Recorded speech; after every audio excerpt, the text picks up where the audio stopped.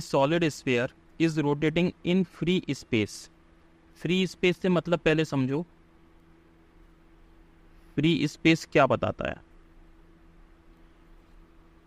Free space से मतलब ये होता है कि यहाँ पर ना तो ग्रेविटी होगी, ग्रेविटी का कोई इफेक्ट नहीं होगा, और सेकंड इस पर कोई भी एक्सटर्नल टॉर्क नहीं होगा।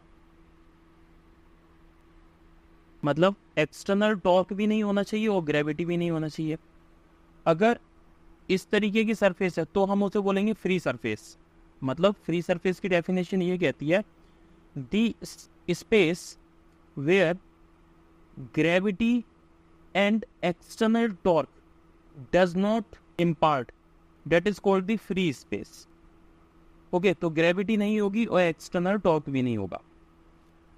अब पढ़ते हैं इससे आगे। If the radius of sphere is increased keep mass same.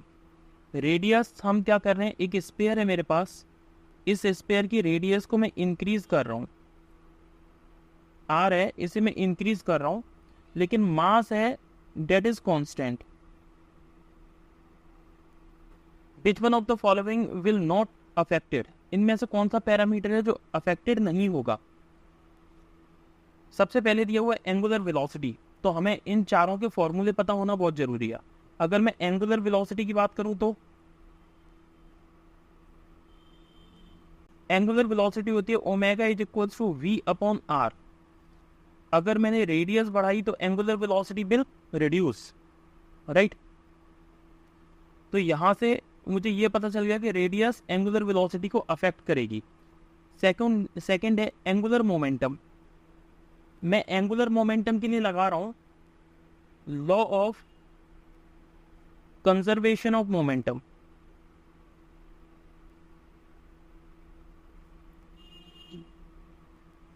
इस लॉ के अकॉर्डिंग अगर मैं देखूं तो देखिए ये लॉ बोलता है कि initial mass and initial velocity का प्रोडक्ट इक्वल होगा final mass and final velocity का प्रोडक्ट।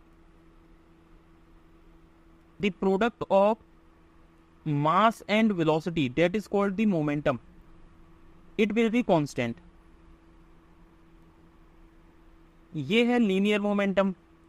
अगर मैं बात करूं एंगुलर मोमेंटम, तो एंगुलर मोमेंटम आता है L is equals to I into omega. Means इन दोनों का प्रोडक्ट हमेशा कांस्टेंट होता है। तो अगर आई इंक्रीज होगा तो ओमेगा डिक्रीज होगा, और ओमेगा इंक्रीज होगा तो आई डिक्रीज होगा। मतलब ये दोनों जब प्रोडक्ट में होंगे तो हमेशा ये कांस्टेंट होंगे। Means B part angular momentum will be constant. बिल्कुल सही बात है। Means option B is the correct. ये अफेक्ट नहीं होंगे। ओके, अब 1/3 देखते हैं, मोमेंट ऑफ इनर्शिया।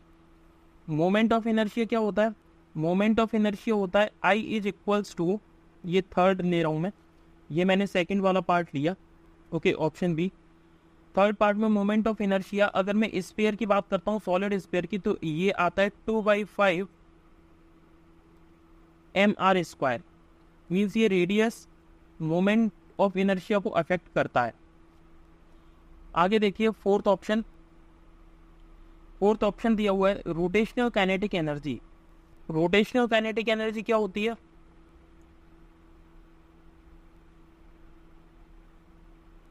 ये आती है 1/2 आई इंटू ओमेगा स्क्वायर। यहां पर देखो आई इंटू ओमेगा तो कांस्टेंट है, बट यहां पर ओमेगा का स्क्वायर है, इसलिए ये कांस्टेंट नहीं हो सकता, राइट। ये कांस्टेंट नहीं होगा। क्लियर? अगर यहाँ पर आई इंटू ओमेगा अकेला होता तो ये कांस्टेंट हो जाता। क्लियर हो गई थी बात? मतलब फोर्थ ऑप्शन भी गलत है और थर्ड ऑप्शन भी गलत है। केवल मोमेंटम है जो कांस्टेंट होगा। मीन्स इसका आंसर है ऑप्शन नंबर बी।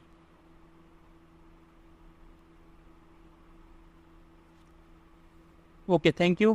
प्लीज